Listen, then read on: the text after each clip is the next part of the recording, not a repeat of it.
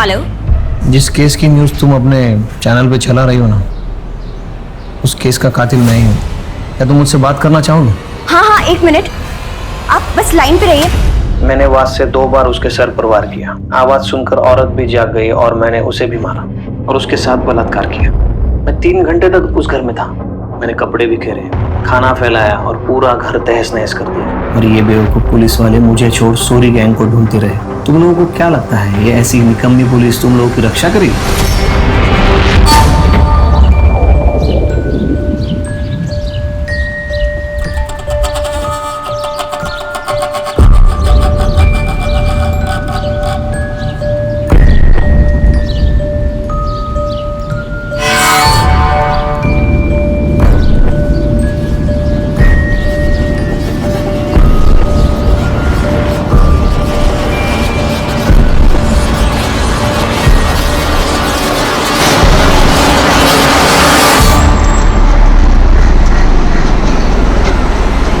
देख लड़की को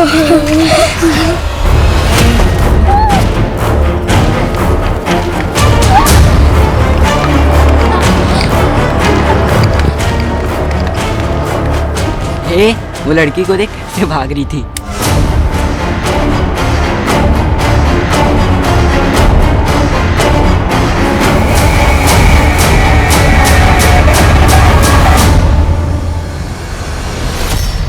इंसान को जब चोट लगती है तो या तो वो खुद को संभाल कर नैतिकता के रास्ते पर चलता है या फिर वो पतन का रास्ता चुनकर प्रतिघात करता है। बदले की भावना और उस पर अमल करना किसी भी अच्छे नागरिक को अपराधी की श्रेणी में ले आता है। और कितना भी तर्क वितर्क कर लें, अपराध कभी भी सही नहीं हो सकता। नमस्कार, मैं हूँ दिव्यांका त्रिपाठी दहिया और मैं स्वागत करती हूँ आपका क्राइम पेट्रोल सतर्क के इस एपिसोड में, जो किसी को लगे घात की कहानी है, जिसके प्रतिघात ने कई जिंदगियां ले ली।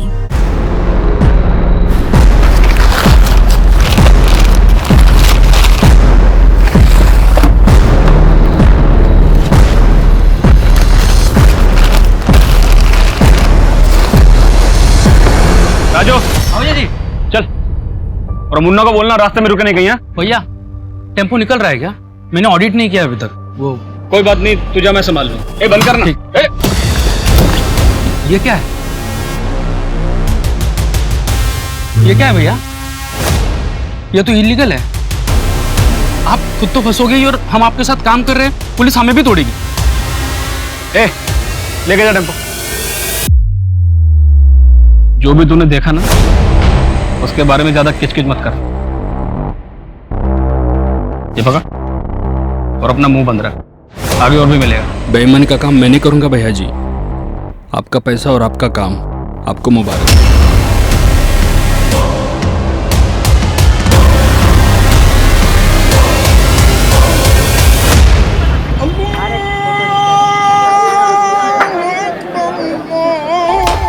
अरे वाह गीता बेटा, वेरी गुड।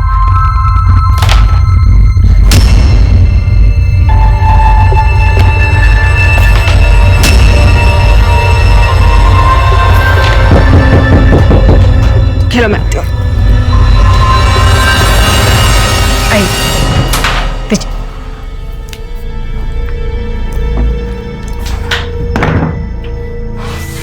क्या हुआ? कुछ नहीं। अरे क्या हुआ, बताओगे? अरे वो माधव भैया कट्टे का गैर कानूनी काम करते हैं। मैंने अपने आंखों से देखा आज। फिर क्या, नौकरी छोड़ दी मैंने। अरे नौकरी छोड़ दोगे तो कैसे काम चलेगा? अरे सूरज का इलाज, हम पहले इतने कर्जे में हैं। अरे लेकिन ऐसी जगह काम करेंगे तो एक ना एक दिन मैं भी फंस जाऊंगा ना। मुझे सब कुछ पता है, तुम चिंता मत करो। और वैसे भी सिर्फ नौकरी के भरोसे सूरज का इलाज नहीं हो पाएगा, मुझे अलग से कुछ इंतजाम करना पड़ेगा। लेकिन कैसे? चाहे जो कुछ करना पड़े, लेकिन मैं इलाज के पैसे लाऊंगा जरूर। और तुम देखना, अपना सूरज फिर से फुटबॉल खेलेगा। ये सूरज, ये देख मैं तेरे लिए क्या लाया, एक नई टी शर्ट। और पता है इस पे फुटबॉल भी लिखा है। कैसी है? पहन के दिखा। यस, दिखा मम्मी को। कैसा लग रहा है? अरे वाह मेरा सूरज।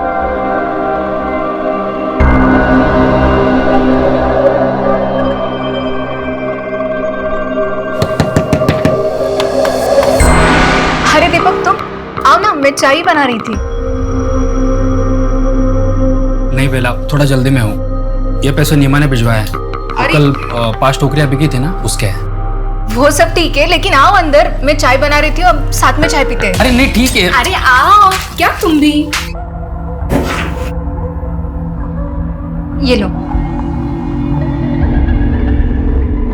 और बताओ, सूरज कैसा है? ठीक है, डॉक्टर ने बोला है कि जल्दी ठीक हो जाएगा, लेकिन पैसे बहुत लगेंगे, कम से कम 5 लाख।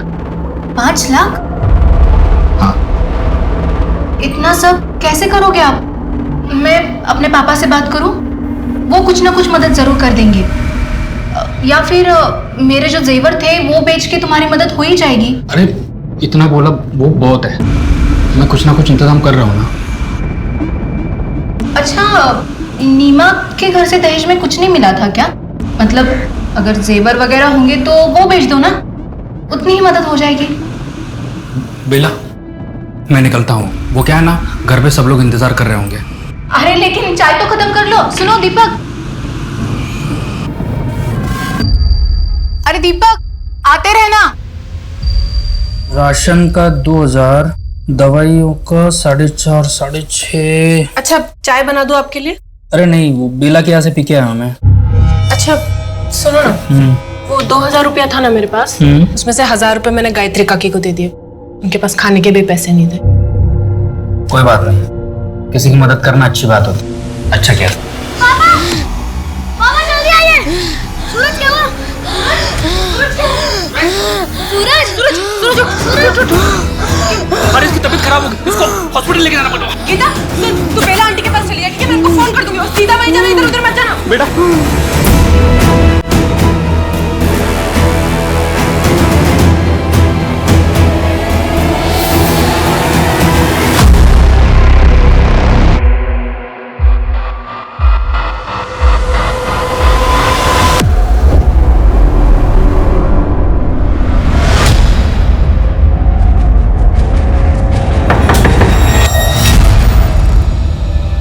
पापा नहीं आए साथ में?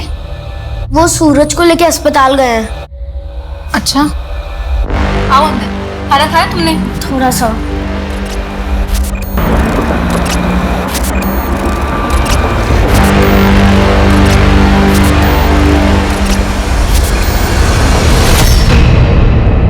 सुन नीमा, रात बहुत हो चुकी है, गीता को सुबह लाता हूँ। बेला को मैंने फोन कर दिया है। डॉक्टर ने जो नई दवाई लिखी है, मैं क्या सोच रही थी, वो ले लें क्या?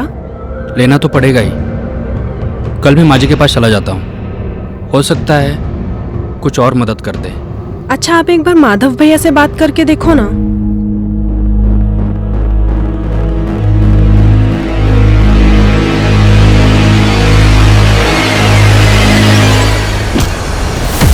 ये कमल, तेरा फेवरेट के घर पे बड़ा कांड हो गया है, पुलिस भी आया है।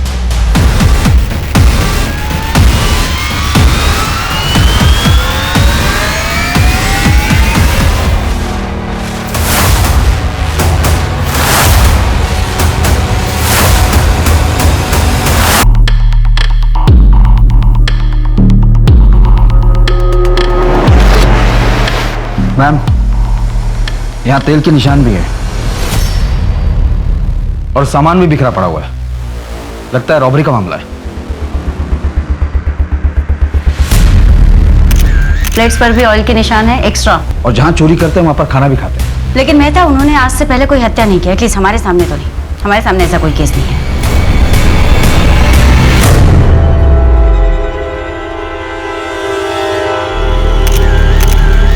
गोल्ड चेन, इसका लॉकेट भी है। अगर इस घर में रॉबरी हुई है तो फिर इतनी भारी गोल्ड की चेन यहाँ कैसे छोड़ सकते हैं?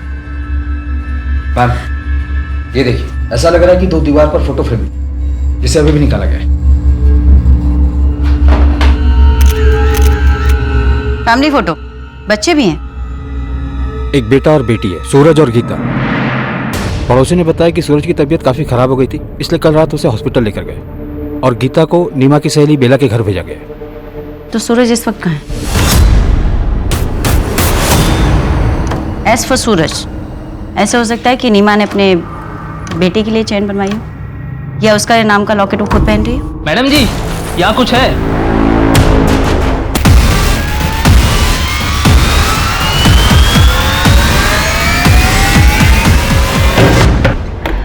गीता कहाँ है? हाँ? गीता कहाँ है? अंदर सो रही है। गीता? गीता? अभी यही तो सो रही थी, पता नहीं कहाँ चली गई। अगर यहीं सो रही थी तो कहाँ जा सकती है? उसे लेने कोई आया था क्या? नहीं, सुबह दीपक आने वाले थे, लेकिन आप लोग यहाँ। देखिए, हमें दीपक, सूरज और नीमा की लाश मिली है उनके घर से। क्या आप बता सकती है कि ये चैन नीमा की है? इतनी बड़ी गोल्ड चेन? नहीं, ये नीमा की नहीं हो सकती। वो इतने अमीर है ही नहीं। सूरज के इलाज के लिए उन्हें 5 लाख जुटाने में बहुत मुश्किल हो रही थी। ये उनकी नहीं हो सकती। बेला जी, एक बात बताइए, अगर गीता यहाँ पर नहीं है तो कहाँ हो सकती है?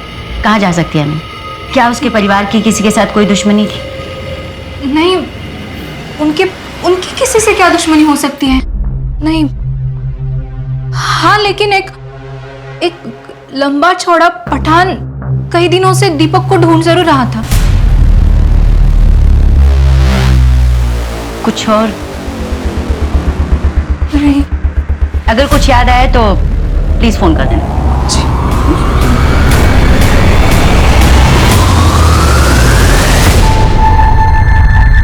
अरे यार नीमा, बहुत देर हो गई, कम से कम एक कप चाय तो पिला दे। बस ये हाथ का काम समेट लूं, फिर बनाती हूँ। अरे तुम लोग अपना काम चालू रखो, मैं चाय बना देता हूँ। हाँ। यार नीमा, तुझे एक बात बोलूं, तू बड़ी खुशनसीब है कि तुझे दीपक जैसे पति मिले। अरे मतलब मेहमानों के बारे में जो इतना सोचता है, वो तो अपनी बीवी को पलकों पर ही बिठा कर रखता होगा ना।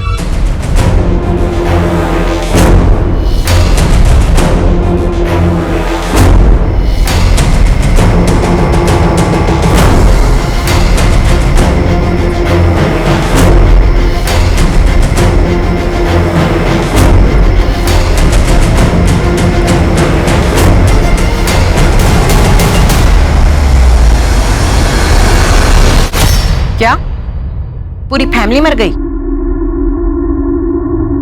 ठीक है, तो तुम अभी इतना बौखलाओ मत। मर्डर हुआ है तो पुलिस तो आएगी ही ना। ऐसा करो, तुम अंडरग्राउंड हो जाओ और तब तक इस शहर में मत आना जब तक हम ना बुलाएं। किसी काम की नहीं है मुस्तंडे, पैसा डुबा के ही मानेंगे। मैम, लोकल ज्वेलर से पता चला है कि वो केरला का डिजाइन। केरला पुलिस को फोटो भी भेज दी है। चैन बहुत ही महंगी है। अगर हमें कहीं से ये पता चल जाए कि वो चैन किसकी है तो शायद हमें कोई लीड मिले। प्रदीप, जिस तरीके से बॉडीज को प्लेस किया गया था उससे कोई पर्सनल एंगल लगा। ऐसे लगता है जैसे कोई खुन्नस खाया हुआ था, उन्हें देखना ही नहीं चाहता था। मैम, सॉरी गैंग के खिलाफ एविडेंस तो मिले हैं, पर मुझे भी ये एंगल पर्सनली लग रहा है। पर एक बात मेरी समझ में नहीं आ रही कि इतनी गरीब फैमिली को कोई टारगेट क्यों करेगा। सूर्य गैंग का कुछ और पता चला? एरिया में कई जगह दिखाई दिए, रेड अलर्ट जारी किया मैम। प्रदीप, नीमा और दीपक का पर्सनल एंगल भी खंगालो, हो सकता है केस वहां से जुड़ा।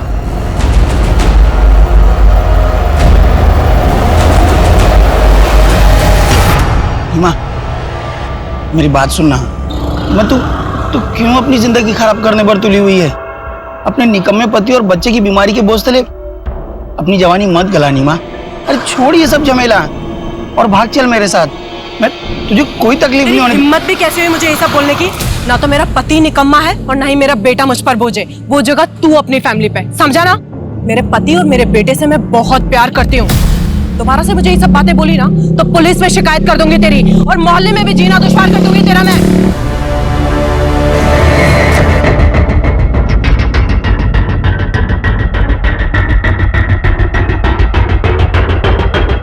दीपक के घर की तरफ जाने वाली गली के बाहर जो सीसीटीवी कैमरा लगा हुआ है उसमें ये सब कैप्चर हुआ है, और ये दीपक के घर से मेन रोड तक जाने का यही एक रास्ता है। प्रदीप, ये सोरी गैंग का तो नहीं लग रहा, पर ये लोग पीछे से भी तो आ सकते हैं ना। पीछे वाला रास्ता? वहाँ कोई सीसीटीवी नहीं मैम, मोहल्ले के अंदर जाने का यही एक रास्ता है। इस बैग पे जिम करो, पता करो इस डिजाइन और इस कंपनी के बैग कौन सी दुकानों में बेचे जाते हैं। मैडम, हॉस्पिटल के अकाउंट डिपार्टमेंट से पता चला है कि दीपक ने इलाज के लिए 4 लाख की पेमेंट की है। इसमें से 3 लाख कार्ड से और 1 लाख कैश पे किया है। दीपक या उसके परिवार के पास इतने पैसे नहीं थे, फिर इतने पैसे अचानक से कहाँ से आ गए? मैं दीपक की बैंक की स्टेटमेंट निकलवाता हूँ। दीपक या नीमा का कोई रिश्तेदार जहाँ पर गीता जा सकती हो? भागलपुर गांव में कुछ रिश्तेदार हैं, पर गीता वहां पर भी नहीं है। अगर वहां पर भी नहीं है तो बच्ची गई कहाँ? सेफ है भी या नहीं?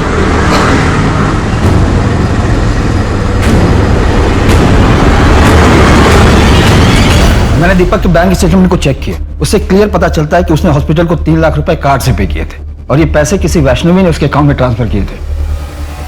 वैष्णवी? कौन है ये वैष्णवी?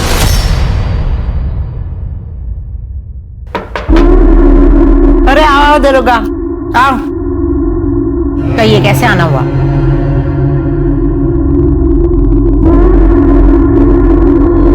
आपने दीपक को 3 लाख रुपए दिए थे।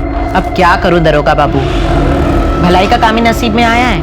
वक्त जरूरत पड़ने पर लोगों की मदद कर देती हूँ। और दीपक को भी 3 लाख रुपए मैंने ही दिए थे, पर सब कुछ कानून के हिसाब से। वो क्या बोलते हैं उसको, बैंक ट्रांसफर। और जब वो पैसे नहीं लौटा पाया तो आपने वसूली के लिए किसी को भेजा था? आफ्ताब को भेजा था। और आपके उस आफ्ताब ने एग्जाम्पल सेट करने के चक्कर में उसको और उसके पूरे परिवार को ही मार दिया। दरोगा बाबू, अगर हम ऐसे ही लोगों को मारने लगे तो लोग हमसे पैसे क्यों लेंगे? 3 लाख रुपए दिए थे, कोई सिक्योरिटी नहीं रखी? सिक्योरिटी के तौर पे घर के पेपर दिए थे उसने। अब तुम बोलोगे उसके मकान के चक्कर में मैंने उसको मार दिया। तुम मेरा घर देखो और उसका मकान देखो। ये आफ्ताब का है? वो तो अपनी गर्लफ्रेंड के साथ लखनऊ गया है घूमने। सर, मैंने वैष्णवी के बारे में सब कुछ पता कर लिया कि पैसों की वसूली के लिए आफ्ताब नाम का एक बंदा जाता है। हिस्ट्री शीटर है वो, और उस पर सेक्सुअल असॉल्ट के आरोप भी है। बेला ने भी यही कहा था कि दीपक के पीछे कोई लंबा चौड़ा पठान पड़ा था। हो सकता है ये पठान आफ्ताब ही हो। अपने खबरियों को अलर्ट करो, देखते ही आफ्ताब कब तक अंडरग्राउंड रहता है। सर, पर एक बात समझ में नहीं आ रही है कि जब दीपक के घर में भारी गोल्ड की चेन थी तो उसने वैष्णवी से पैसे उधार क्यों लिए? बोल भैया जी, थोड़े पैसों की जरूरत थी मुझे। हर महीने पगार से काट लीजिएगा, और आप बोलोगे तो मैं ओवर टाइम भी कर लूंगा। हाँ बोल, कितने चाहिए? वो 4 से 5 लाख की जरूरत। क्या 4-5 लाख? अबे दिमाग ठीक है तेरा?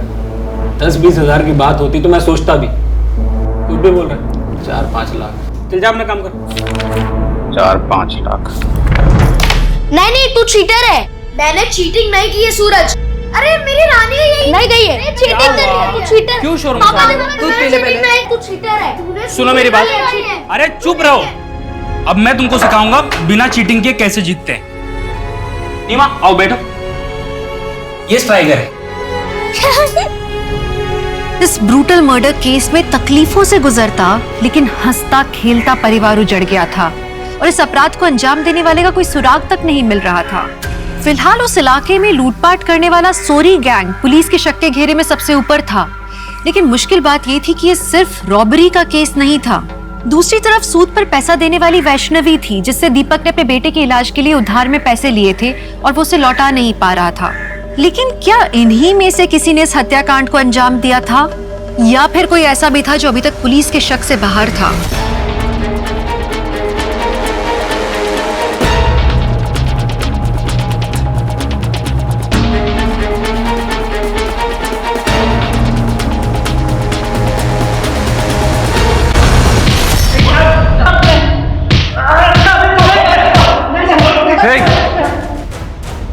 सच बता दो वरना और बुरा हाल करेंगे तुम लोगों का। सर कहा तो उस रात हमने उसी इलाके में चोरी की थी सर, लेकिन मर्डर वाली जगह पे हमारा ग्रुप चोरी करने नहीं गया था। हमने जहाँ चोरी की थी वो घर कई दिनों से बंद पड़ा था सर। सर सच बोल रहे हैं साहब। चोरी करते करते मर्डर भी करने लगे तुम लोग।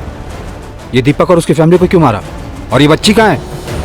सर इसी बच्ची को मैंने उस रात सड़क पे देखा था सर। यही बच्ची है सर, डरी हुई थी और भागी जा रही थी। मेहता, अगर ये लोग सही कह रहे हैं तो फिर तो गीता जिंदा होनी चाहिए, लेकिन वो है कहाँ?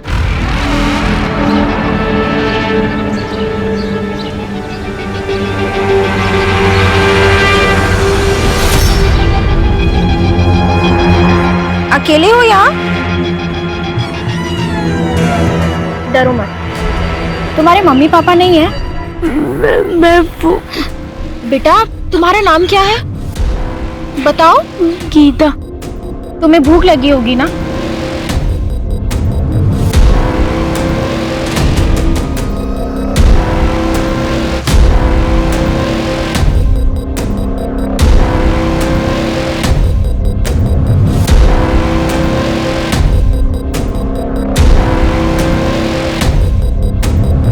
बच्चे को ही जानते हो आप? अरे ये तो वही है ना, दूसरे वाली गली में रहती है। सुना है इसकी माँ का मोहल्ले में किसी लड़के के साथ लफड़ा था। किसके साथ? वो तो नहीं पता। कुछ तो बताओ यार, कहाँ जाती है कहाँ आती है? अरे मैंने सुना था तो बता दिया, बाकी आप मोहल्ले में जाके पूछ लीजिए किसी भी। हाँ मुन्ना बोल। मैडम पता चला है कि दीपक अपनी नौकरी से खुश नहीं था क्योंकि उसका चक्कर और उसको किसी लड़के के साथ चल रहा था। मुन्ना तुम ये रोज रोज नई नई कहानियां मत सुनाओ, कोई सॉलिड एविडेंस और जानकारी हो तो बताओ। मैडम मुझे थोड़ा टाइम दो, मैं उस लड़के की पूरी कुंडली निकाल कर आपके सामने रख दूंगा। काम काज में ठीक था दीपक, पर सच तो यह है कि वो अपनी सैलरी से खुश नहीं था। अपने बेटे की बीमारी की वजह से उसकी पैसों की जरूरत थी भी बहुत ज्यादा। अब सर मुझे भी अपना धंधा रन करना है, किसी एक की सैलरी तो बढ़ा नहीं सकता, बाकी लोगों को भी जवाब देना पड़ता। उसका यहाँ पर किसी के साथ कोई पंगा था? नहीं, ऐसा कभी कुछ सुना तो नहीं, पर हाँ सर कुछ पता लगेगा तो आपको जरूर बताऊंगा। ठीक है। पोस्टमार्टम रिपोर्ट के हिसाब से दीपक के सर पर किसी भारी चीज से वार करने की वजह से उसकी मौत हुई। उसका रेप भी हुआ, वो भी मारने के बाद, यानी कि नेक्रोफिलिया। मतलब ये केस नीमा से कनेक्टेड है? ऐसा भी हो सकता है कि कोई दीपक से नाराज हो, उससे बदला लेने का ये उसका तरीका, क्योंकि लेकिन इस सब के पीछे क्रिमिनल का मोटिव क्या था? मैडम, केरला से गोल्ड चेन की सारी इंफॉर्मेशन आ गई।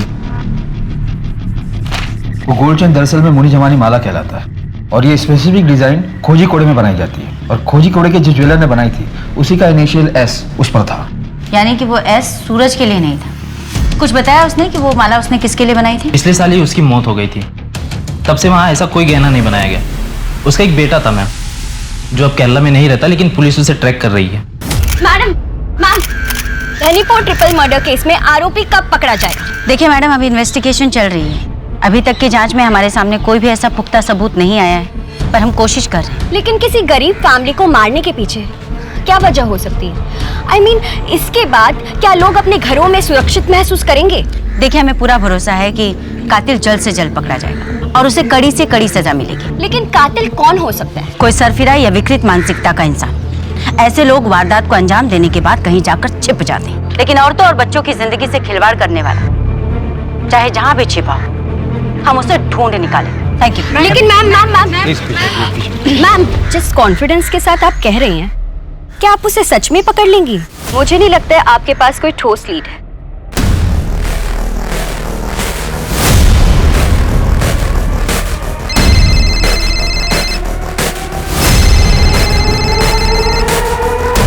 हेलो, जिस केस की न्यूज़ तुम अपने चैनल पे चला रही हो ना, उस केस का कातिल मैं ही हूँ।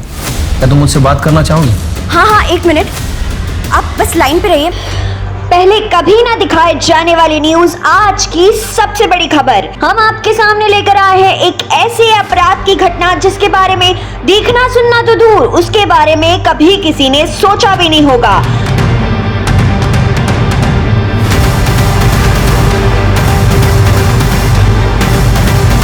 मैम, आपने न्यूज़ देखा? नहीं, क्यों, क्या हुआ? मैंने वास से 2 बार उसके सर पर वार किया। वही वास जो उनके घर को बहुत खूबसूरत बना रहा था। खाना फैलाया और पूरा घर तहस नहस कर दिया। और ये बेवकूफ़ पुलिस वाले मुझे छोड़ सूरी गैंग को ढूंढते रहे, जबकि मैं खुला घूम रहा था। तुम लोगों को क्या लगता है ये ऐसी निकम्मी पुलिस तुम लोगों की रक्षा करेगी? आपका नाम क्या है? नाम में क्या रखा है, मैं आप लोगों को बता रहा हूँ, ये निकम्मे पुलिस वाले मुझे कभी नहीं पकड़ पाएंगे, क्योंकि वो मुझ तक कभी पहुँच ही नहीं सकते।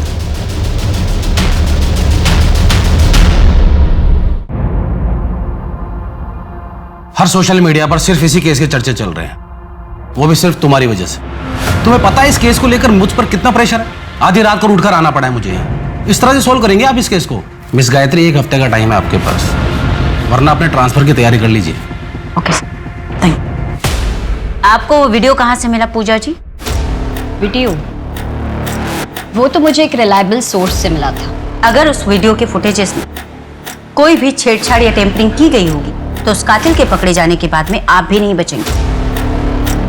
हमारे इन्वेस्टिगेशन में बाधा डालने के जुर्म में मैं आपको भी बिहाइंड द बार कर दूंगी। मुझे नहीं पता कि वो वीडियो ऑथेंटिक है या नहीं। मैंने तो बस, मुझे अपने घर के बाहर एक सीडी मिली थी और फिर मुझे किसी का कॉल आया था।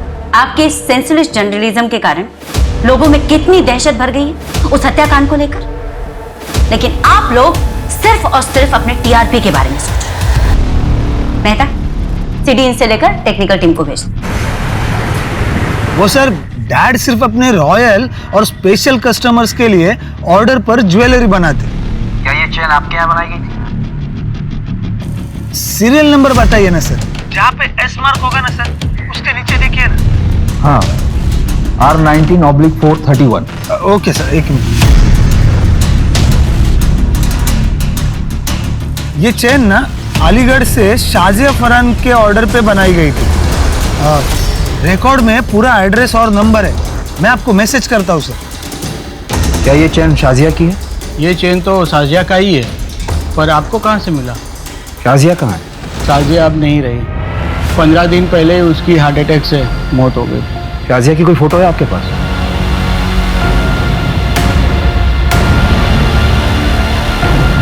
अभी ज्वेलरी के साथ उसे हमने दफन किया था। शाजिया के साथ ये बच्चा कौन है? ये हमारा नवाज है, शाजिया का बेटा। चैन की मिस्ट्री को सॉल्व करना पड़ेगा। एक काम करो मेहता, कोर्ट से ऑर्डर निकलवाओ।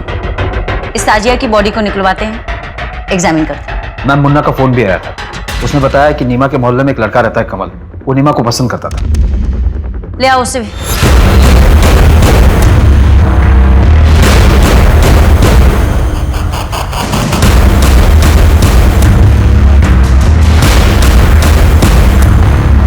कुछ मिला?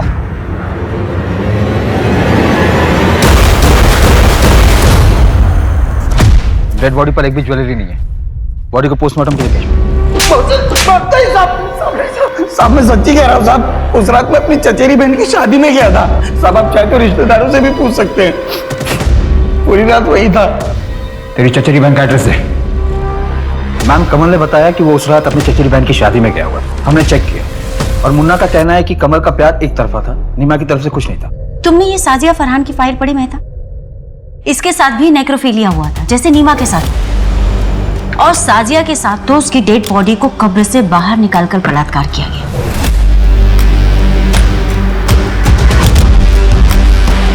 जर्नलिस्ट का क्या? मैम, किलर ने जर्नलिस्ट को जिस नंबर से फोन किया था वो फेक आईडी पर लिया गया था। वहां तो डेड एंड है।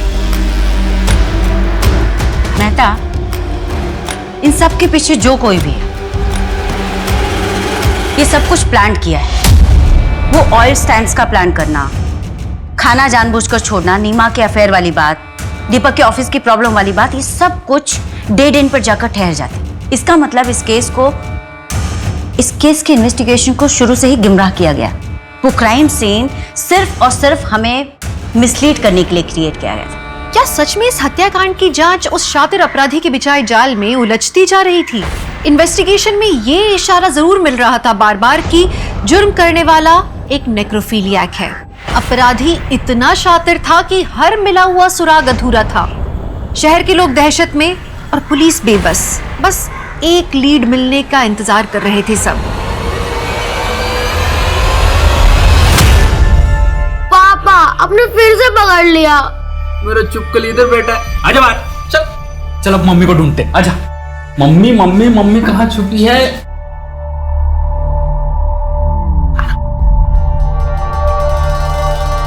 ये पकड़ लिया।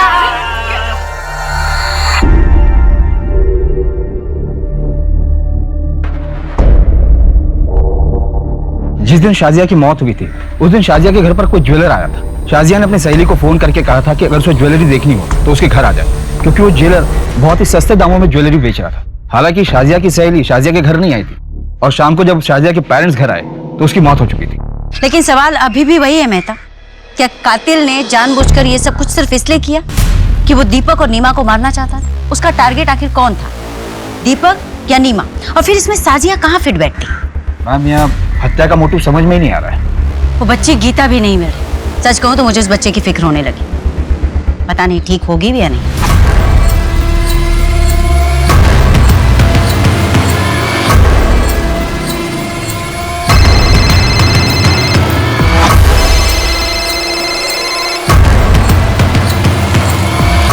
हेलो, ठीक है, मैंने कहा।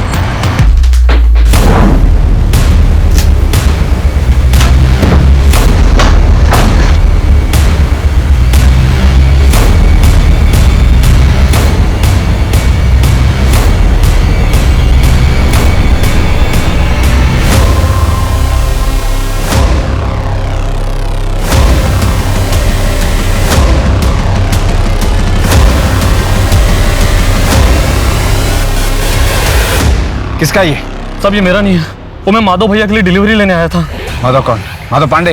हाँ वही फर्नीचर वाले माधव। दीपक के काम छोड़ने के बाद तूने शाजिया की लाश कब्र से निकाली और दीपक के घर जाकर क्राइम कर दिया।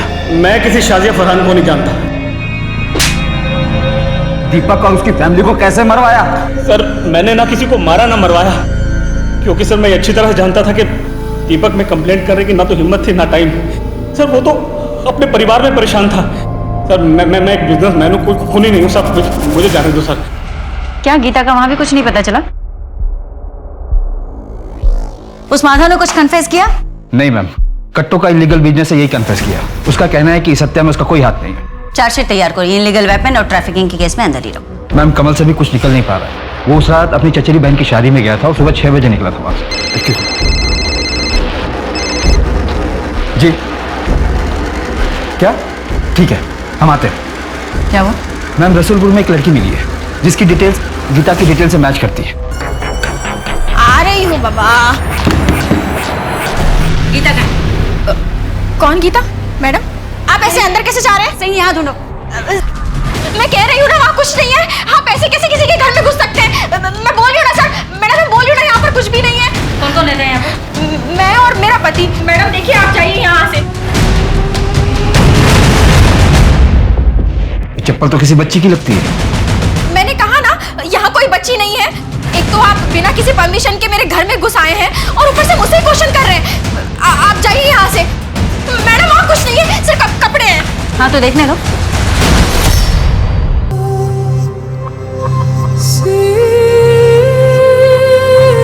मैडम मेरा कोई बच्चा नहीं है, मैं माँ नहीं बन सकती। इसलिए जब मैंने गीता को देखा तो मेरा मन नहीं माना और मैं अपने साथ अपने घर ले आई। हमारे पास बहुत पैसा है लेकिन मेरा पति शराबी है, इसलिए मैंने गीता के बारे में अब तक उन्हें कुछ नहीं बताया। पता नहीं गीता किसी भी आदमी को देखती है तो ऐसे डर जाती है कि अलमारी में जाके छुप जाती है। अगर ऐसी बात है तो तुमने पुलिस स्टेशन में इन्फॉर्म क्यों नहीं किया? हम पिछले 15-20 दिनों से इस बच्ची की तस्वीर लेकर यहाँ वहाँ ढूंढ रहे। मैंने न्यूज में देखा था कि मर्डरर ने किस तरीके से आप लोगों को चैलेंज किया था। मुझे गीता की जान की चिंता है, इसलिए मैंने किसी को कुछ नहीं बताया। हाँ लेकिन गीता ने अपने माँ बाप के कातिल को देखा है।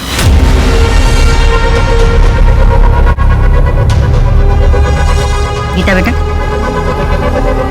डरो मत, याद करो और बताओ उस रात क्या हुआ था, क्या देखा था तुमने?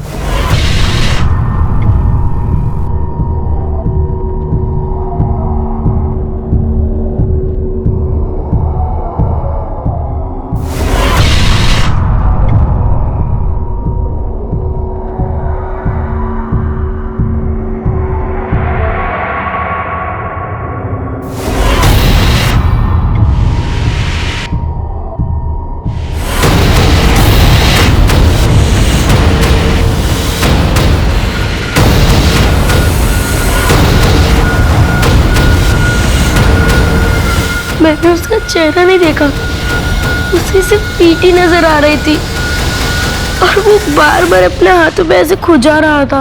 और कुछ चीज, कुछ और देखा तुमने? कुछ याद है तुम्हें? हाँ, उसने अपने कान में बाली पहनी थी।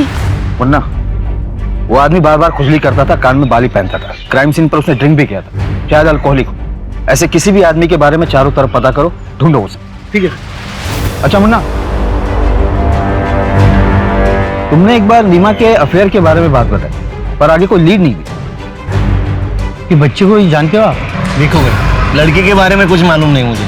माँ के बारे में पूछोगे तो मोहल्ले में कोई भी तब वो खुजली करते जा रहा था और मेरे को नीमा के बारे में बता रहा था।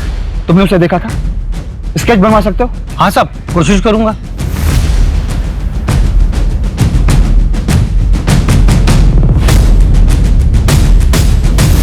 मर्डर के दूसरे दिन ही वो हमारी आंखों के सामने था, हमें मिसलीड करता रहा और हम उसे नहीं पहचान पाए। आज की तारीख में हमारे पास केवल उसका स्केच है और हम उसके बारे में कुछ नहीं जानते। हेलो, क्या? कहाँ? कोलकाता? आप मुझे फैक्स कर सकते हैं? जी please note down the number 44344610। Kolkata में भी आज से 2 साल पहले नेक्रोफेलिया का केस हुआ था। वहां भी विक्टिम का बेटा गायब। मैडम, कोलकाता पुलिस हेडक्वार्टर से फैक्स आया है।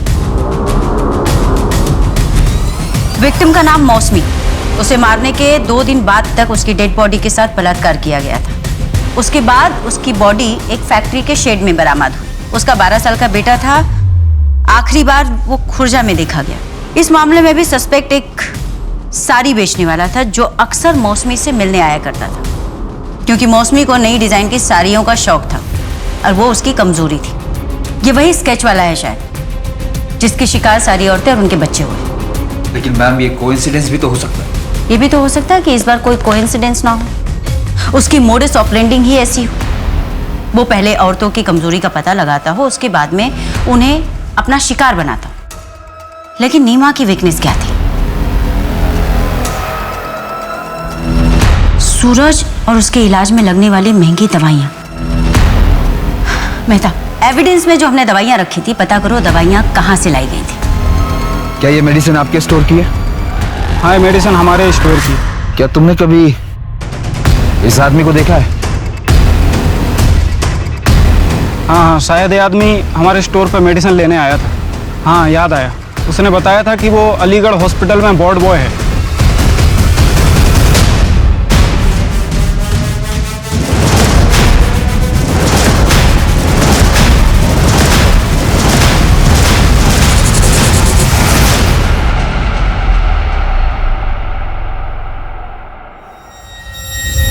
अरे सूरज, सूरज, मना किया ना तुझे, कभी सुनता नहीं है मेरी बात। ऊपर कर पैर। अभी ज्यादा बीमार हो गया तो फिर फुटबॉलर नहीं बनना तुझे। डॉक्टर सर की बात सुनता है ना मेरी बात सुनता है। डॉक्टर साहब को कुछ भी बोले, ऐसे कई सारे पेशेंट्स हैं जो अपने बुढ़ापे तक भरपूर जीते हैं। आप बस इलाज चलने दो। दवाइयाँ इतनी महंगी है और कुछ समझ में नहीं आ रहा है, कुछ बेचने के लिए भी नहीं बचा अब तो हम लोगों के पास। मैं एक आदमी को जानता हूँ जो ऐसे बीमारियों की दवाई आधे से भी कम दाम में देता है। आप चाहो तो मैं आपको दिलवा सकता हूँ। हाँ हाँ, आपका बहुत बड़ा एहसान होगा हम लोगों के ऊपर। कल सुबह ही मैं दवाई लेके आता हूँ। आप अपना एड्रेस दीजिए। जी, देती हूँ।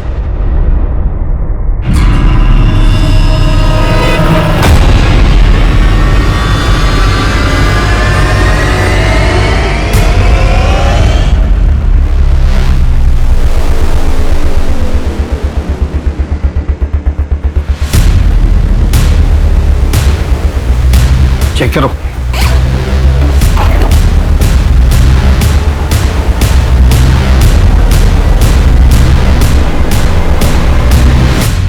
ये नीमा और उसकी फैमिली, ये शाजिया और ये शायद मौसमी है।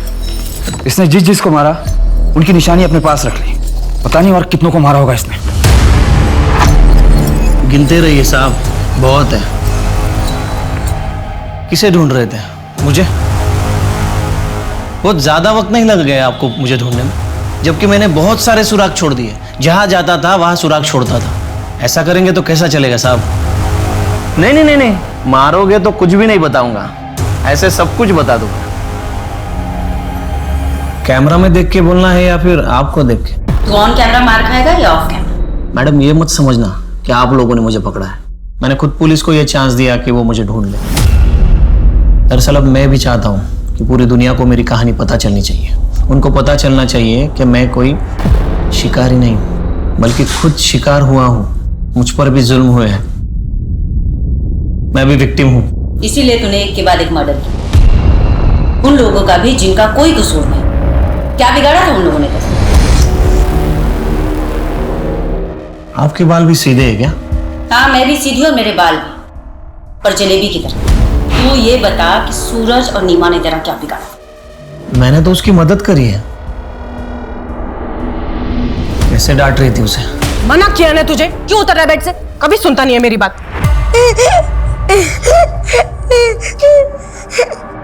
बेटा क्या हुआ? रो क्यों रहा है? ऐसा कर, जी भर के रो ले। रोने से ना जी हल्का हो जाएगा। वैसे भी रोने से कोई नामर्द थोड़ी हो जाता है। और तू तो मेरी बहादुर लड़की है ना? लड़की जैसे रहना अच्छा नहीं लगता। तू एक लड़की है। नहीं माँ, मैं एक लड़का हूँ और रोज ऐसे लड़कियों की तरह सजूंगा नहीं। तू लड़की है और लड़की की तरह ही रहेगा। बहुत सुन ली तेरी कहानी, अब ये बता कि ये सब तूने क्यों किया? कोई अपने बच्चों को डांटे, उन पर अपना हक जमाए, उनको तकलीफ दे, मुझसे बर्दाश्त नहीं होता। और मैडम, ये सभी औरतें वही कर रही थी जो मेरी माँ के बालों में से आती थी। मुझे जितना तुझ पर गुस्सा आ रहा है ना, उससे कहीं ज्यादा तरस आ रहा है। जिस माँ की जातियों और परवरिश की तू बात कर रहा है ना, तू बिल्कुल उसके जैसा बन गया। मैं कोर्ट से रिक्वेस्ट करूंगी कि तुझे ऐसी कड़ी से कड़ी सजा मिले ना कि दूसरा कोई तुझ जैसा ना बने। नवीन पूरी दुनिया को ये बताना चाहता था कि उसके साथ कितना अन्याय हुआ था। उसे ये लगता था कि वो शिकारी नहीं, वो खुद शिकार है। जबकि सच्चाई ये है कि एक मानसिक आघात ने उसे नेक्रोफिलियाक बना दिया था। उसने जो किया था वो कोई मामूली अपराध नहीं था। महिलाओं के प्रति भारी नफरत ने उसे अंधा बना दिया था और प्रतिघात में वो मासूम औरतों पर हमला करता था। अपने ऊपर हुए घात से उबरकर सही दिशा में बढ़ना ही इंसानियत है।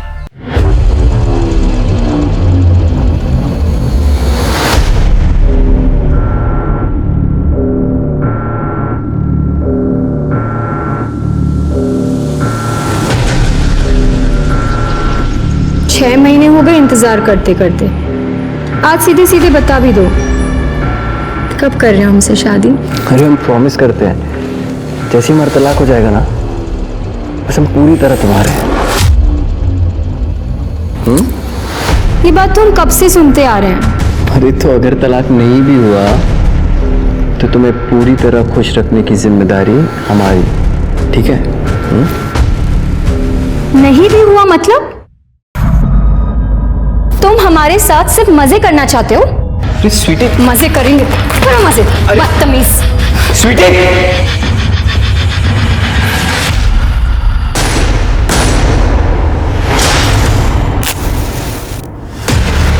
स्वार्थ और विश्वासघात, ये दोनों किसी भी रिश्ते को तोड़ने के लिए, जिंदगियां बर्बाद करने के लिए काफी होते हैं। किसी का चेहरा देखकर उसकी नीयत का पता नहीं लगाया जा सकता। कभी कभी एक बड़ा सीधा साधा सा दिखने वाला इंसान भी भयानक वारदातों को अंजाम दे सकता है। ऐसी वारदातें जिनकी हम कल्पना भी नहीं कर सकते। आज की कहानी ऐसे ही दगाबाजों और उनकी चपेट में आई मासूम जिंदगियों की है।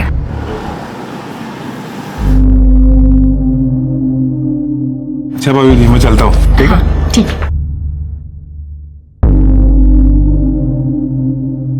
उड़ा ली गुलशन अपने बॉयफ्रेंड के साथ।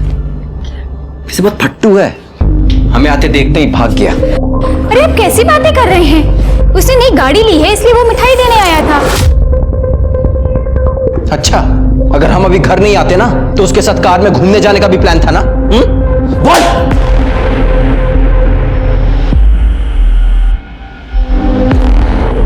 पिंकी बेटा तुम अंदर जाओ। कम से कम पिंकी के सामने तो ऐसी बातें मत बोलिए। तो तलाक क्यों नहीं दे देती हमें? उसके बाद जितने मर्दों के साथ गुलछर्रे उड़ाने हैं ना, उड़ाते रहना। गुलछर्रे हम नहीं, आप उड़ाते हैं बाहर। हम कुछ बोलते नहीं है, इसका मतलब ये नहीं कि हमें कुछ पता नहीं है। और रही बात तलाक की, भूल जाइए उसे आप। और आपको तलाक देकर हम अपनी पिंकी की जिंदगी खराब नहीं कर सकते। और अगर आपको तलाक चाहिए तो ये घर और गांव की प्रॉपर्टी मेरे और पिंकी के नाम आप कर दीजिए।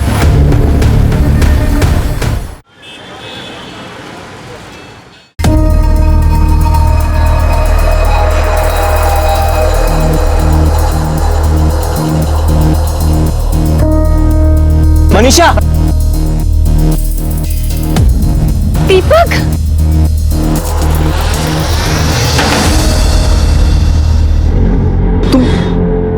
तुम यहाँ कैसे? पूरे 11 साल बाद मिल रही हो तुम्हारी शादी के बाद। अरे मैं तुम्हारे पुराने पति पे गई थी, फिर पता चला कि तुम वहां पे रहते ही नहीं हो। वो तो 4 साल पहले ही छोड़ दिया, लेकिन तुम यहाँ कब आई? पिछले साल मेरे पति की एक एक्सीडेंट में डेथ हो गई, फिर माँ बाप के पास आ गई। अब वो भी नहीं रहे तो भाई रवि है मेरा सहारा है। बच्चे तो कभी हुए ही नहीं। मैं तुम्हारा जैसा प्यार अपने पति को कर ही नहीं पाई दीपक, और ना वो मुझे। खैर छोड़ो, तुम बताओ तुम्हारी बीवी और बच्चे कैसे हैं? मेरी बीवी, उसका होना ना होना सब बराबर ही है। जगह जगह मुंह मारती फिरती है। अब लगता है माँ बाप के आगे जिद कर ली होती तो मैं तुम्हारी बीवी होती दीपक। पर अब तो तुम्हारे माँ बाप भी नहीं है बीच में आने के लिए। हम लोग वापस से एक हो सकते हैं मनीषा। 11 साल पहले जो खुशियां हम एक दूसरे को देते थे वो आज भी दे सकते हैं।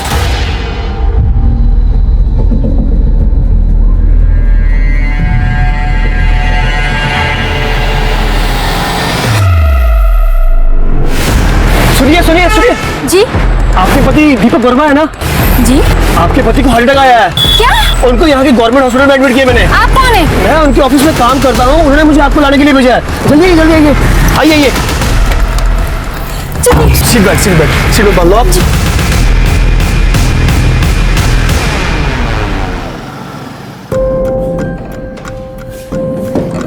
पापा माँ कहाँ है? वो कब आएंगी? कब गई थी? दोपहर में। वो फोन घर पे भूल के गई है। आने तो उसको बताता हूँ अभी। आ गई। तुम यहाँ क्या कर रही हो मनीषा?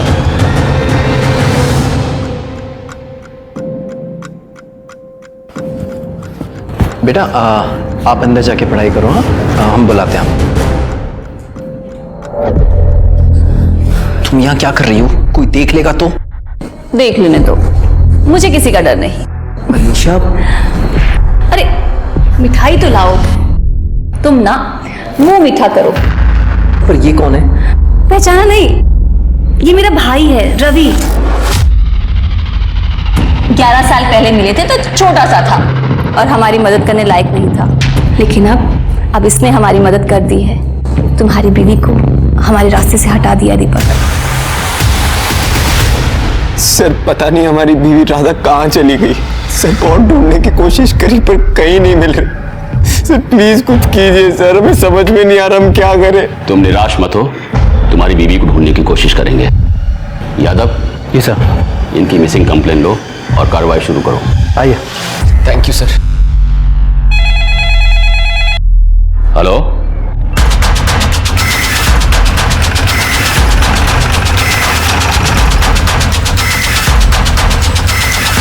ऐसा लगता है किसी ने पहचान मिटाने की कोशिश की है।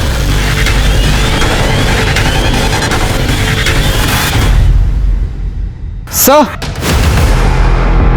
ये सैंडल मिला है। कुछ मिला? सर अभी तक कुछ ऐसा नहीं मिला जिससे बॉडी की शिनाख्त हो सके। कितनी मिसिंग कंप्लेन है? सर तकरीबन 20 से 22 होंगे। बॉडी को पोस्टमार्टम के लिए भेजो और जितनी भी मिसिंग कंप्लेन है सबको शिनाख्त के लिए बुलाओ। Okay sir. मनीषा अपना खोया हुआ प्यार हर हालत में पाना चाहती थी, इसलिए उसने एक हत्या की साजिश रची। वहीं दीपक जब उसे अपनी पत्नी की हत्या के बारे में पता लगा तो पुलिस के पास जाने के बजाय उसने मनीषा का साथ दिया। दीपक और मनीषा ने स्वार्थ में सारी हदें पार कर दी थी, लेकिन इसमें राधा का क्या दोष था? और पिंकी, वो छोटी सी बच्ची, इतनी छोटी सी उम्र में उसके सर से उसकी माँ का साया छिन गया। लेकिन ये कहानी यहीं खत्म नहीं होती। इस कहानी में एक नया मोड़ आना अभी बाकी था।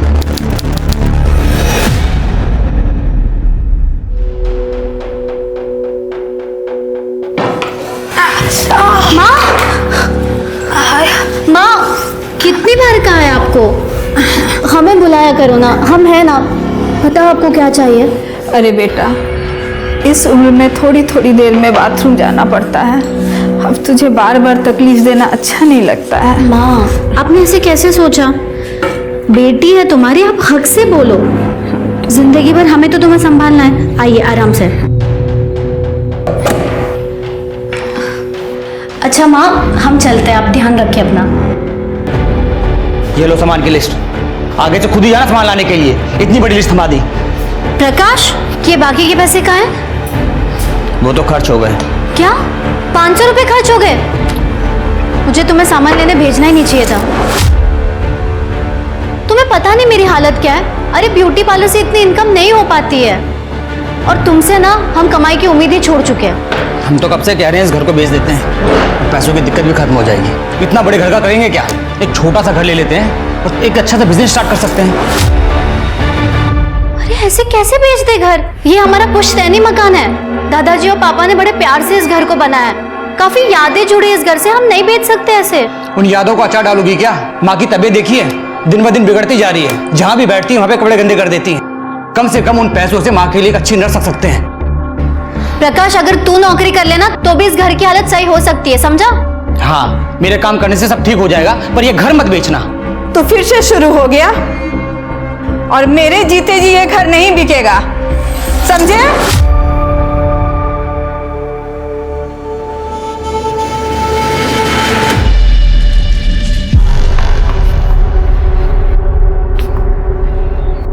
अरे राजू, प्रीति दीदी, हाय। पढ़ाई कैसे चल रही तुम्हारी? अच्छी चल रही है दीदी।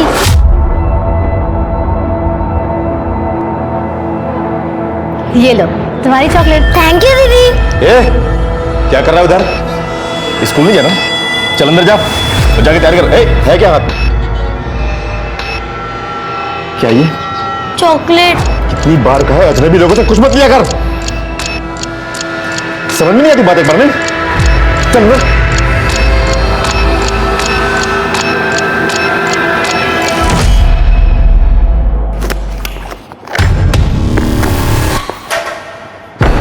सुन, पता है ना माल किसको पहुंचाना है?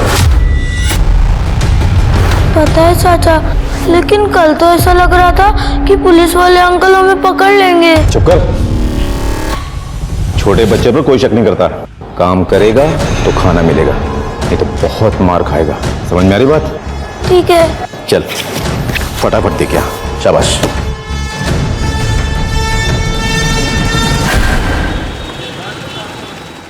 खाओ बेटा। अरे प्रीति, आओ बेटा आओ, तुम्हारी राह देख रहे थे। नमस्ते बुआ जी। नमस्ते बेटा।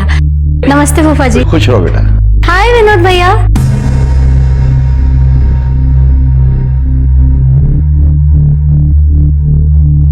मैं ना कहती थी कितनी अच्छी जोड़ी लग रही है दोनों की।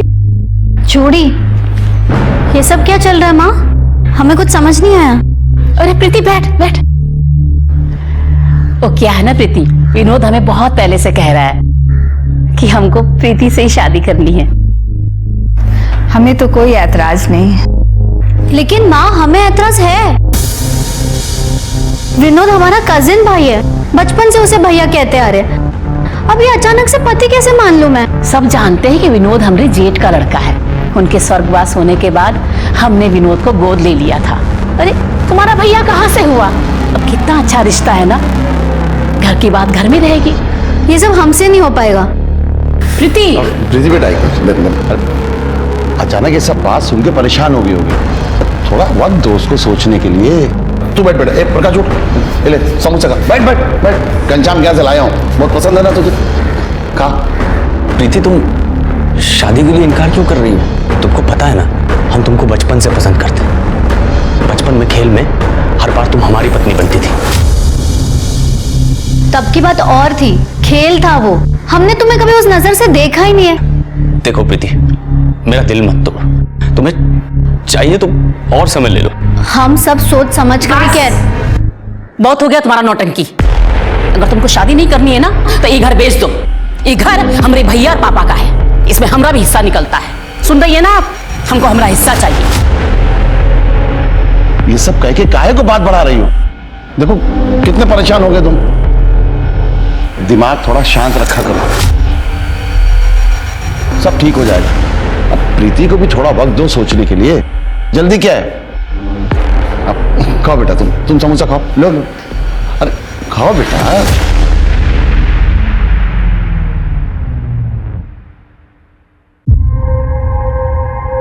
Okay, thank you.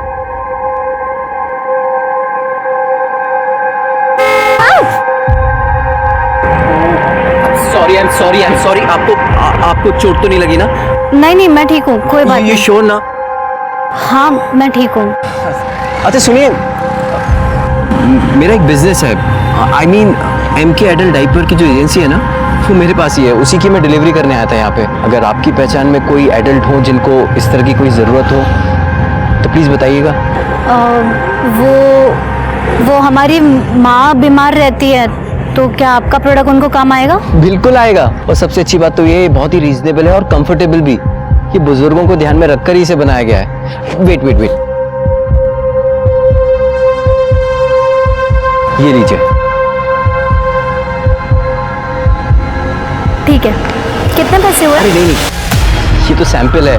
आप इसे लेकर जाइए, अपनी मम्मी को बोलिए इसे इस्तेमाल करें। अगर वो कंफर्टेबल होंगी तो नेक्स्ट ऑर्डर आप जब देंगी ना तब मैं पेमेंट ले लूँगा। ओके ठीक है, थैंक यू। आपका पता? जी, वो कस्टमर फॉर्म भरवाना पड़ता है ना, ये देखिए। अच्छा लिखिए। Thank you.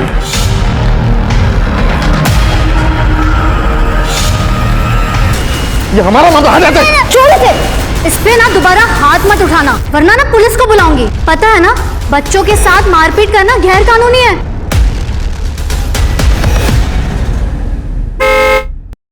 प्रीति जी। हाय।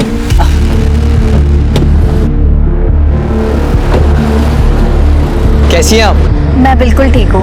और आंटी जी की तबीयत? माँ भी ठीक है। और हाँ, वो डाइपर्स की वजह से काफी सुकून है उनको। Thank God. वो मैं यहाँ पे खाने के लिए आया था। यहाँ बहुत अच्छा पूरी भाजी का स्टॉल है, बहुत फेमस है। आप खाएंगी मेरे साथ? नहीं थैंक यू। क्या नहीं, आइए ना प्लीज, बैठिए। चलते। अरे प्लीज प्लीज चलिए ना, वैसे भी अकेले खाने का मन नहीं होता है। Please please.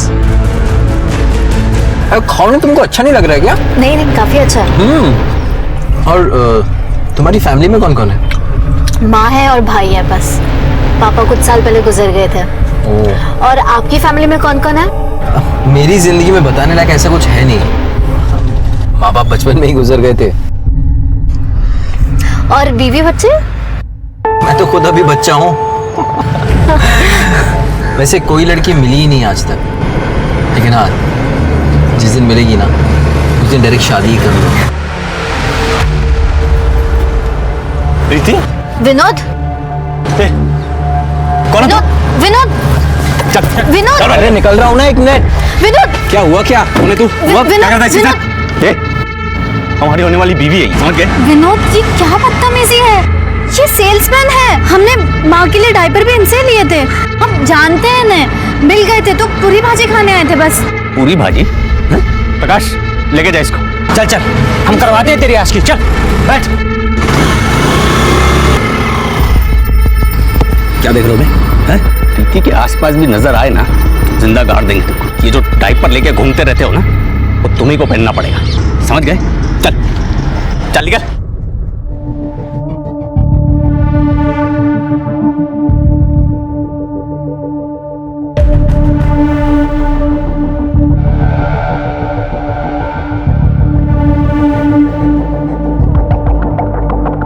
वो ब्यूटी पार्लर के बाहर इंतजार करने के बजाय तुम्हें फोन करें तो चलेगा ना? हाँ चलेगा, लेकिन मैं तुम्हें दूसरा नंबर देती हूँ। वो क्या ना, विनोद मेरा फोन चेक करता है। ठीक है, और हमारा पुराना नंबर भी ना बंद हो गया है, तो हम तुम्हें नए नंबर से फोन करेंगे। ठीक है? ठीक है।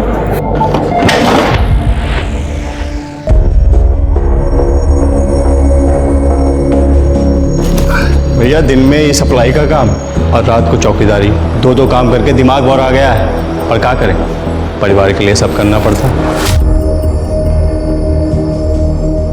चंदन फोन दे जरा अपना। क्या बात, नई लौड़िया पटाई होगा? भैया मौज तो आप ही ले रहे हैं, आज ये कल वो परसों कोई और हैं? हाँ, वो हम मनोहर लॉज जा रहे थे क्लाइंट से मिलने के लिए।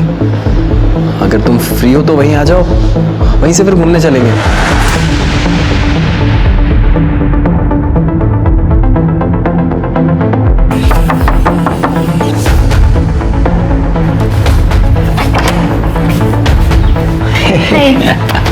Come.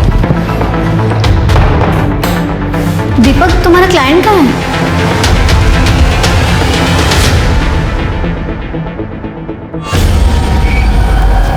शरबत बोला था, पानी नहीं।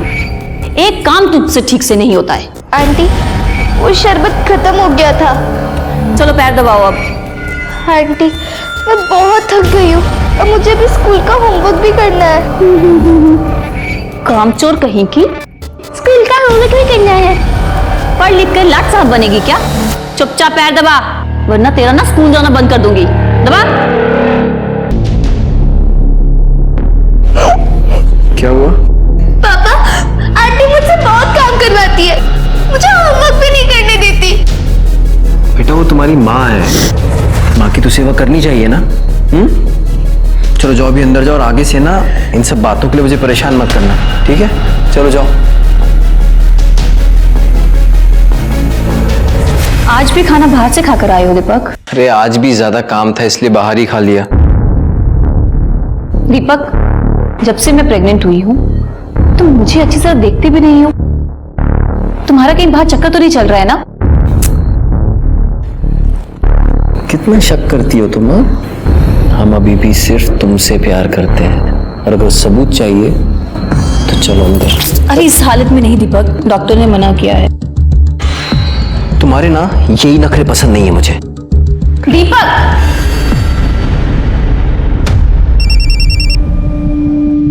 हाँ दीदी। रवि, हमें लग रहा है कि दीपक हमसे कुछ छुपा रहा है। शायद उसका कहीं चक्कर चल रहा है।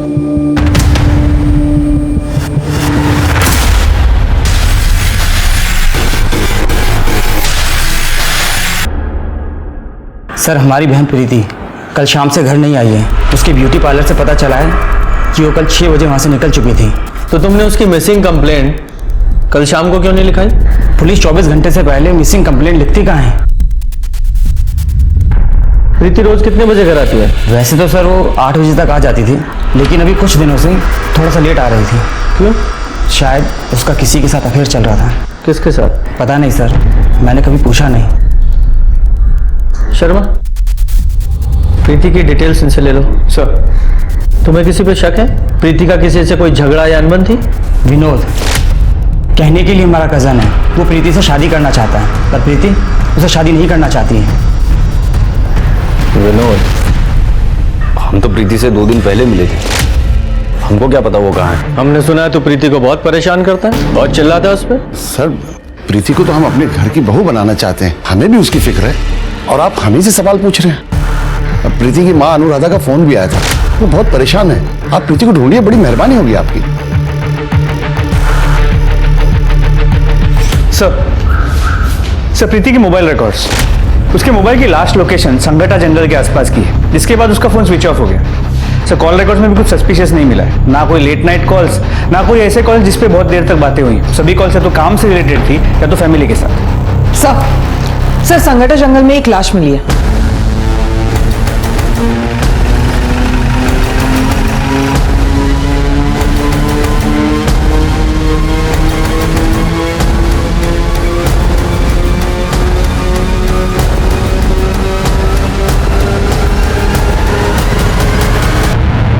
जरा आसपास चेक करो।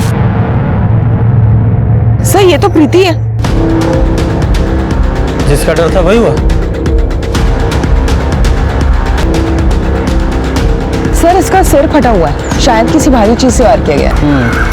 सर, ये सैंडल देखिए, मतलब वो सैंडल भी प्रीति की थी, और वो यहाँ से कुछ दूरी पे मिली। सर, वहाँ से यहाँ तक घसीटा जाने का, खींचने का कोई भी निशान नहीं है, मतलब बहुत ज़्यादा चांसेस है प्रीति यहाँ भागकर पहुँची। हाँ, तो ये प्रीति यहाँ जंगल में क्यों भाग रही थी? कहीं ऐसा तो नहीं कि प्रीति का किसी ने किडनैप कर लिया हो, और बाद में जब उसका किडनैपर यहाँ उसे मारने के लिए ला रहा हो तो ये बचकर भाग निकली। किडनैपर ने उसका पीछा किया और इस स्पॉट पे आके उसे दबोच लिया और मार डाला। सर, ये मोबाइल और ये पर्स मिला है। मोबाइल को एविडेंस बैग में डालो और साइबर सेल में भेजो। सर। नहीं सर, कुछ नहीं है। गुप्ता, बॉडी को पोस्टमार्टम के लिए भेजो। सर।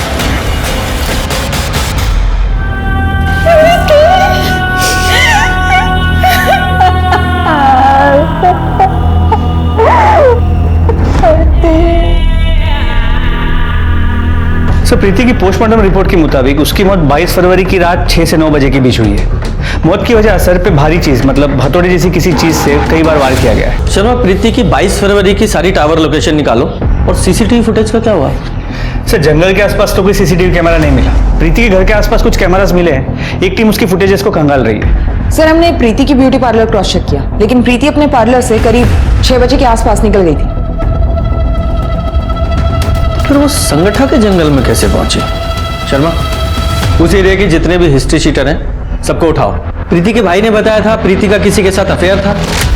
सर उसने कहा तो था, लेकिन कॉल रिकॉर्ड्स में ऐसी कोई बात सामने नहीं है।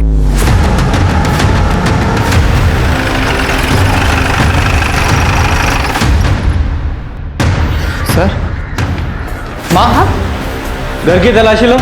सर क्या ढूंढ रहे हैं साहब? किस चीज की तलाशी? सर क्या ढूंढ रहे हैं आप? तलाशी के बाद बताते हैं।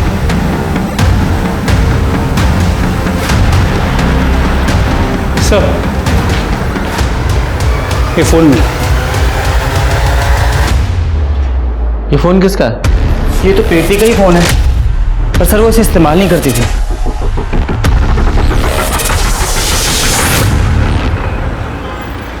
ठीक है सर प्रीति के पुराने फोन को चेक किया।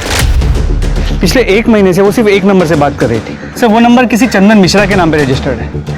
उठा के लाओ उस चंदन मिश्रा को। सर हमने कुछ नहीं किया साहब उस दीपक सिन्हा का अफेयर चालू था प्रीति के साथ। उससे बात करने के लिए वो हमारा फोन इस्तेमाल करता था, कभी कभी तो खुद ही जेब से निकाल लेता था साहब। पुरानी जान पहचान थी तो हमने मना भी नहीं किया।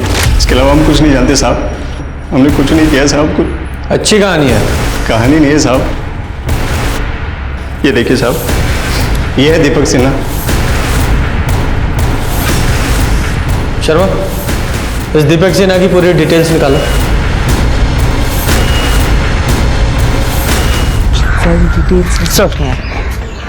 सर दीपक सिन्हा के बारे में कुछ इंपॉर्टेंट बातें पता चली।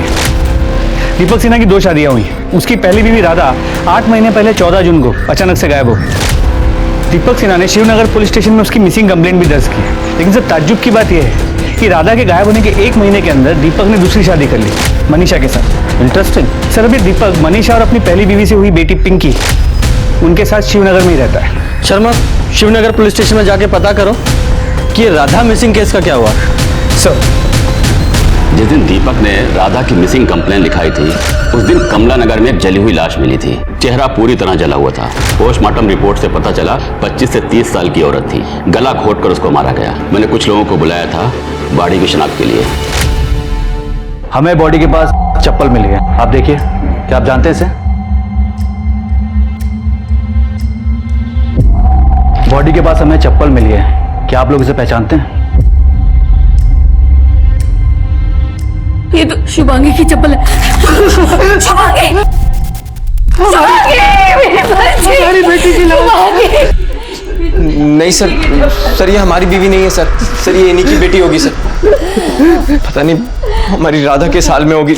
राधा मिसिंग केस तो अभी भी ओपन है, लेकिन राधा का अभी तक कुछ पता नहीं चला।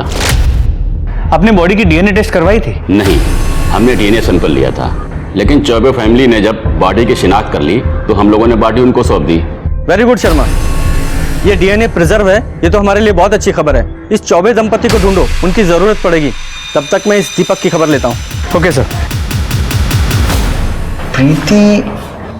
कौन प्रीति सर? मैं किसी प्रीति को नहीं जानता सर। नाटक बंद कर। वो चंदन है ना तेरा सिक्योरिटी वाला, सब उगल दिया उसने। तेरा अफेयर था ना प्रीति के साथ। दीपक, ये सब क्या है? इंस्पेक्टर सर क्या बोल रहे हैं? 22 फरवरी की शाम को 6 से 8 बजे के बीच कहाँ था तू? मैं तो ऑफिस में ही था सर। अच्छा, क्या सबूत है? सर सबूत तो हम खुद है सर। हमारा प्रीति के खून से कुछ लेना देना नहीं है सर। मैंने खून कब कहा? मैंने तो ऐसा कोई आरोप नहीं लगाया।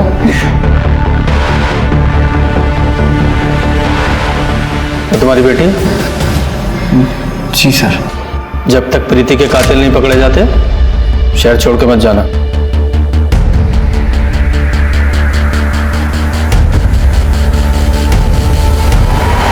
आपकी बेटी शुभांगी के केस के बारे में आपसे बात करनी थी।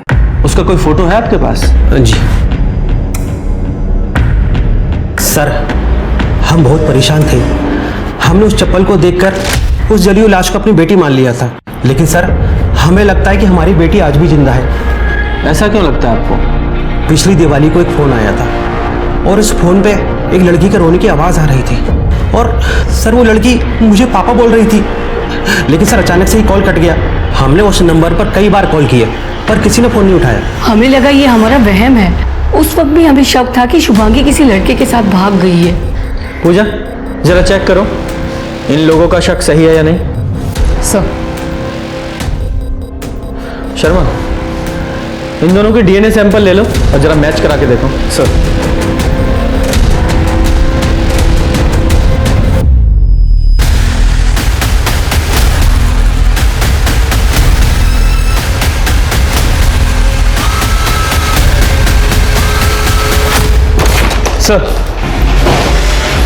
सर मेडिकल रिपोर्ट, जली हुई बॉडी शुभांगी चौबे की नहीं है। तो वो डीएनए दीपक सिन्हा की बेटी पिंकी से मैच करा के देखो। सर दिवाली के दिन चौबे फैमिली को जो कॉल आया था वो नागपुर के रमेश नगर के पीसीओ से किया गया था। ये नागपुर पुलिस को कांटेक्ट करो और देखो ये शुभांगी जिंदा है या नहीं। सर। लीजिए भाभी, खाना खा लीजिए। ऐसे कब तक चलेगा भाभी? ऐसे में आपकी तबीयत और खराब हो जाएगी। खा लीजिए। अब भगवान की इच्छा के आगे किसका जोर चला है भाभी जी। हम भी तो प्रीति को अपने घर की बहू बनाने का सपना देख रहे थे, सब मिट्टी में मिल गया। जिसने भी ये किया है भगवान माफ नहीं करेगा उसको। जाने वाले के साथ मरा तो नहीं जाता ना। हम है, प्रकाश है, हम सब आपका ख्याल रखेंगे। वैसे प्रकाश है कहाँ? हाँ ठीक है, जाओ जरा आसपास चेक करो, बॉडी चेक करो।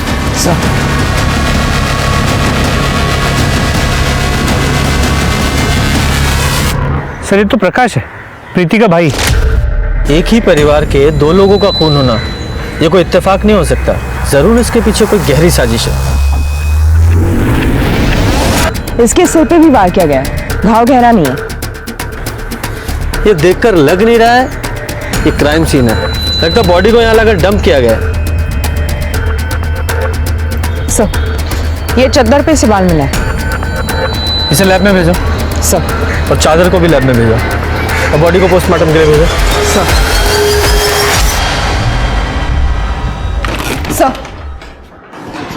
सर नागपुर पुलिस ने इंक्वायरी की है, हमारा शक सही निकला। शुभांगी नागपुर में रहती अपने पति के साथ। ये रही उन दोनों की फोटो। सर शुभांगी ने कबूल किया कि उसके माँ बाप इस शादी के खिलाफ थे, इसलिए वो गोरखपुर से नागपुर भाग गई थी। Good job.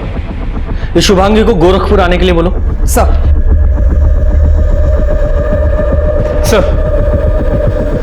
कुछ जली हुई बॉडी का डीएनए दीपक की बेटी पिंकी के डीएनए से 50% मैच करता है।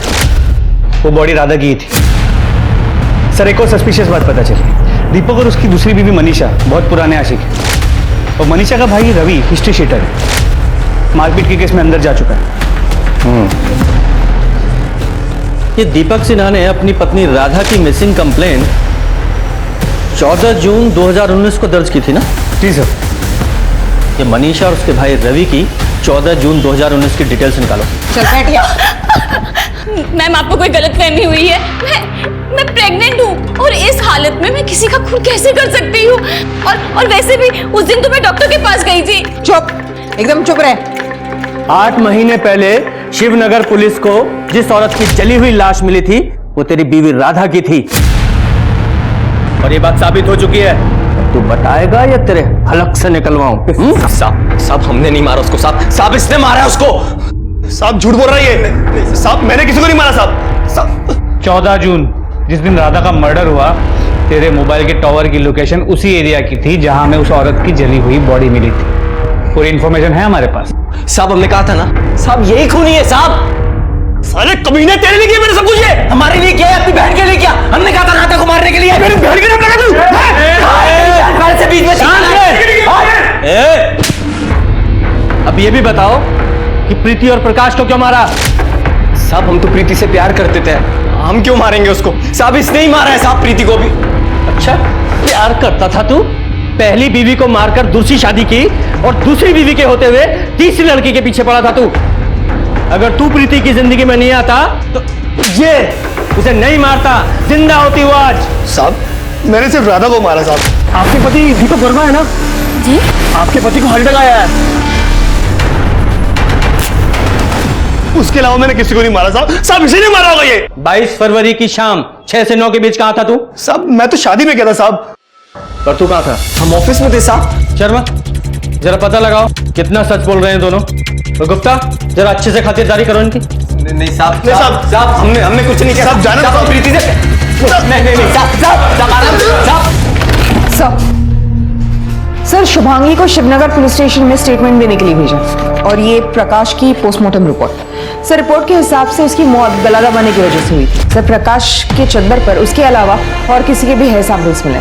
सर आनंद नगर में जो सीसीटीवी कैमरास मिले थे उनमें से 2 कैमरा की फुटेज में कुछ ऐसा मिला है जो काफी सस्पिशियस है। दिखाओ। सर ये देखिए, प्रीति इस कैमरा के सामने से करीब 6:35 पे गुजर रही है और इस कैमरा के सामने वो करीब 7 बजे पहुंच रही है। मतलब सर उसे 25 मिनट लगे। लेकिन जब हमने इसके पहले के दिनों की फुटेज को कंपेयर किया तो ये डिस्टेंस कवर करने के लिए वो सिर्फ 10 मिनट ले रही थी। मतलब 15 मिनट के लिए ये प्रीति कहीं रुकी थी। लेकिन सर उस रास्ते पे सिर्फ एक बंद घर है, वहां क्या करने गई हो? अब ये तो पता लगाना पड़ेगा।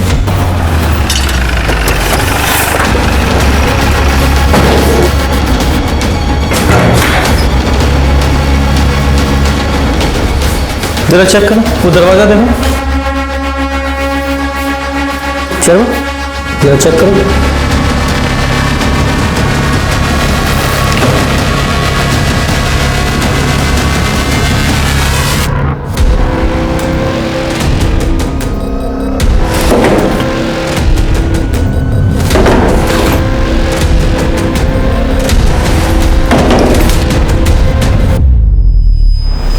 Raju Singh 6th division room number 105 Shankar road Anand नगर।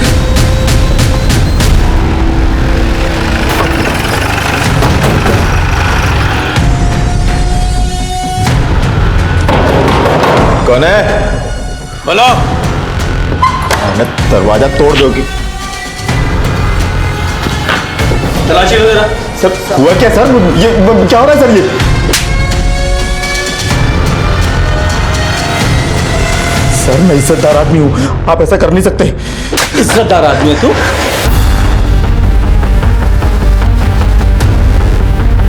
बेटा ये बैग तुम्हारा है ना? खोलो इसे।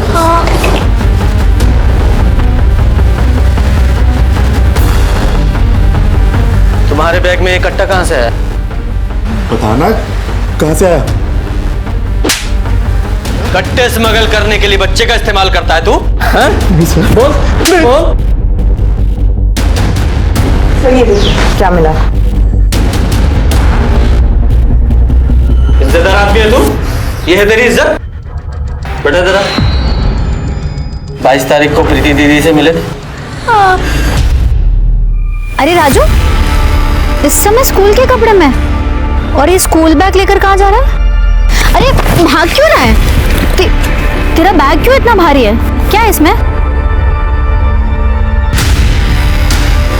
ये कट्टा ये तेरे पास कैसे आया? तेरे चाचू ने दिया ना तुझे ये? हाँ। आज तो मैं उसका बंदोबस्त करके रहूंगी, उसे जेल भिजवाऊंगी। चाचा प्रीति दीदी को पसंद नहीं करते थे और प्रीति दीदी को गालियां देते थे। प्रीति के पुलिस में कंप्लेंट करने से पहले मार दिया उसको तूने? अरे साहब मैं उस दिन उससे मिला ही नहीं, मैं पूरा दिन अपने घर में था। पता ना तेरा चाचा कहाँ था? वो क्या बताएगा? तू कितना सच बोल रहा है सब पता चल जाएगा।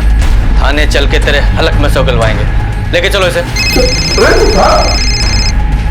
हेलो ठीक है हम देखते हैं। सर मुन्ना खबरी का फोन था। आनंद नगर के मनोहर लॉज में हर कमरे में कैमरा लगे हुए हैं, वहाँ कपल साथ है तो उनकी रिकॉर्डिंग की जाए।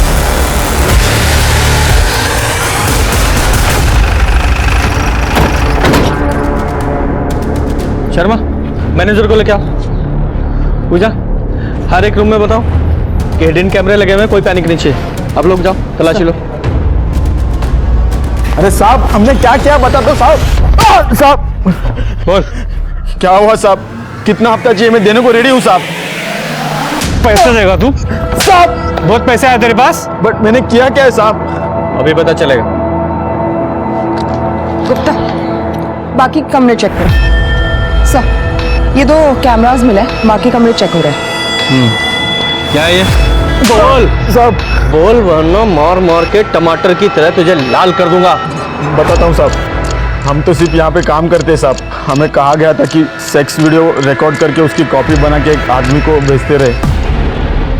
वो आदमी हमें उस सेक्स वीडियो के बदले अच्छे पैसे देता है साहब। कौन है वो आदमी? कौन है वो आदमी? शर्मा, जहाँ इन कैमरास की वीडियो रिकॉर्डिंग होती है वो हार्ड डिस्क रिकवर करो। सर, मनोहर लॉज से जो हार्ड ड्राइव बरामद हुए थे उनमें कई सारे सेक्स वीडियोस मिले। सर, उनमें से एक सेक्स वीडियो में प्रीति भी है। प्रीति? सर, ये देखिए।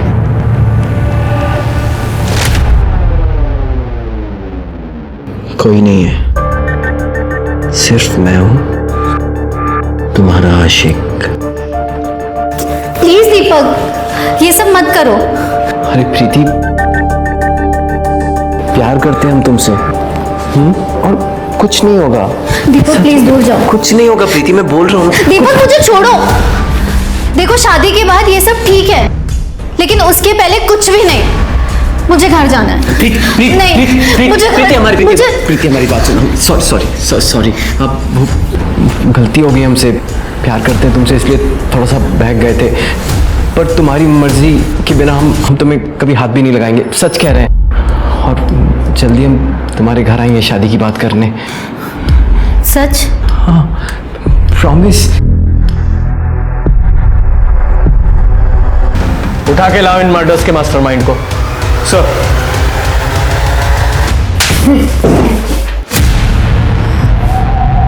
सीधे सीधे सच्चाई बताओगे या और मार खाओगे? बता रहे हैं। उस लॉज से हमने जब नए वीडियो का स्टॉक मंगाया तो उसमें हमको प्रीति भी दिखी। हमारा माथा घूम गया, इसलिए घर जाते हुए प्रीति को हमने बात करने के बहाने गाड़ी में बैठाया और जंगल के पास लेकर गए। ये सब काम करती हो तुम? होटल में जाके रंगरलियां मनाती हो, कल को रास्ते में खड़े होकर धंधा करोगे। ये घटिया काम तुम्हें पसंद है, पर मेरा बेटा नहीं। देखिए फूफा जी, हमसे ना तमीज से बात कीजिए, और ये हमारा पर्सनल मामला है, आप बीच में मत पड़िए। तो जिसके साथ मुंह काला कर रही है ना होटल में, वो दीपक वर्मा शादीशुदा है। वो 2 शादी की है उसने। उल्लू बना रहा है तुझे। झूठ बोल रहे हैं आप। और ये वीडियो दिखा के आप क्या बताना चाहते हैं? लॉज में कैमरा लगा हुआ था ना, ये सब आपको कैसे पता चला? आप पहले खुद के कैरेक्टर को देखो कि आप कैसे हो। फूफा जी, आपकी जो ये असलियत है ना, मैं सबको बताऊंगी। देखना, मैं सबको बताऊंगी।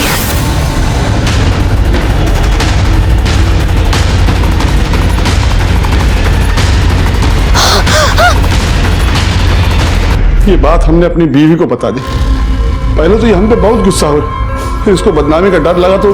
सुनो जी, हमको ना इस शहर छोड़कर चले जाना चाहिए। अरे पुलिस वाला बहुत होशियार होते हैं, अगर उनको पता चल गया कि प्रीति का खून आपने किया है तो जिंदगी भर जेल में सड़ोगे फिर।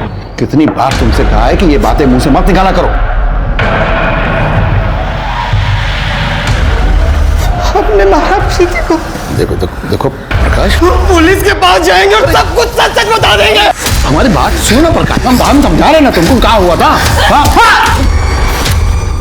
अब वही चादर तुम्हें फांसी के फंदे तक पहुंचाएगी। उस चादर पे तुम्हारे बाल मिले हमें। इन दोनों के खिलाफ दोनों मर्डर की चार्जशीट बनाओ। प्रीति और प्रकाश के खून के आरोप में चरणदास और उसकी पत्नी सुमन को सजा मिली। दूसरी तरफ राधा की हत्या के मामले में कोर्ट ने दीपक, मनीषा और उसके भाई रवि को दोषी करार दिया। हमने अक्सर लोगों को कहते सुना है कि किसी की सूरत देखकर उसकी सीरत का पता लगाया जा सकता है, लेकिन आज के जमाने में ये कहावत बिल्कुल लाजमी नहीं है। किसी पर भरोसा करना अच्छी बात है, लेकिन भरोसा करने से पहले उस इंसान को अच्छे से जांच लेना, परख लेना बहुत जरूरी है। सतर्क रहकर ही ऐसे दगाबाजों से हम खुद को बचा सकते हैं। तो अब मैं दिव्यांका त्रिपाठी दही आपसे लेती हूँ विदा। फिर मिलूंगी नई और सच्ची कहानियों के साथ। आप देखते रहिए क्राइम पेट्रोल सतर्क। जय हिंद। इस तरह के और भी एपिसोड देखने के लिए हमारे चैनल को सब्सक्राइब करें और बेल आइकन दबाना ना भूलें।